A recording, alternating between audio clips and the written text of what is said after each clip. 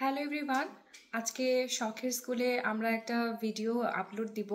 সেটা হচ্ছে আমাদের টপিকটা হচ্ছে হার্ড স্কিল ভার্সেস হচ্ছে সফট স্কিল। হার্ড স্কিল এবং সফট স্কিল আমাদের জব লাইফে খুবই কাজে লাগে। তো আমি রিয়েল লাইফে যেগুলো কাজে লাগে সেই স্কিলগুলো নিয়েই শখের স্কুলে কথা বলবো। বিভিন্ন ধরনের স্কিল আমরা এখানে ডিসকাস করব। আজকে আমাদের টপিক হচ্ছে হার্ড স্কিল এবং সফট স্কিল। হার্ড স্কিল বলতে আমরা বুঝি যেগুলো আমরা ট্রেনিংয়ে শিখি, আমরা স্কুল কলেজে শিখি। যেমন আমি যদি একটা শেফের উদাহরণ দেই, তাহলে কুকিংটা হচ্ছে তার হার্ড স্কিল। যদি একজন প্রোগ্রামারের উদাহরণ দেই, তাহলে হচ্ছে কোডিংটা তার হার্ড স্কিল।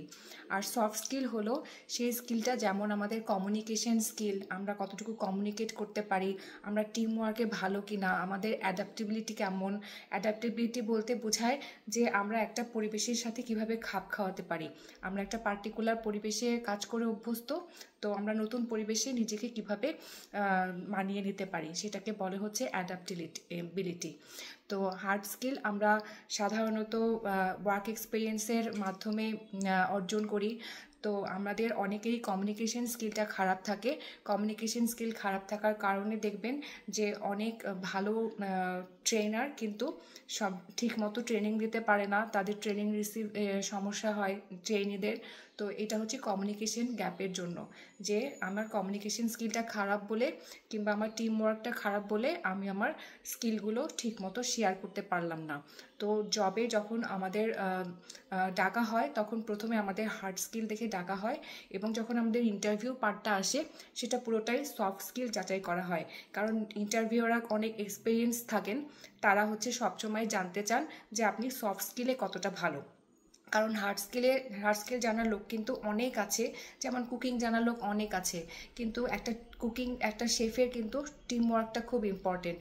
কারণ তাকে একটা টিম নিয়ে কাজ করতে হয়, এবং সে যদি টিম ওয়ার্কে খারাপ হয়, তখন কিন্তু তার পারফরমেন্স লেভেলও ডাউন হয়ে যাবে।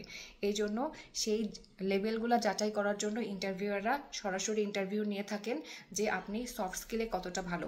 এখন আমাদের হার্ড স্কিলের পাশাপাশি সফট স্কিলে বেশি জোর দেওয়া হচ্ছে, কারণ হার্ড স্কিলটা যদি আমরা একদম এফেক্টিভলি অ্যাপ্লাই করতে যাই, তাহলে আমাদের সফট স্কিল জানতে হবে। সফট স্কিলের জন্য আমাদেরকে কমিউনিকেশন স্কিল বেটার করতে হবে, এবং টিম ওয়ার্ক ভালো করে করতে হবে, এবং হচ্ছে অ্যাডাপ্টেবিলিটির দিকে নজর দিতে হবে। তো আশা করি আমরা হার্ড স্কিল এবং সফট স্কিলের মধ্যে পার্থক্যটা জেনেছি। আগামী ভিডিওতে আমরা আরও স্কিল নিয়ে কথা বলবো। Thank you. শখের স্কুলের সাথেই থাকবেন, আর অবশ্যই সাবস্ক্রাইব করবেন, বেল আইকনে ক্লিক করবেন যেন রেগুলার ভিডিও আপডেট পান। Bye bye.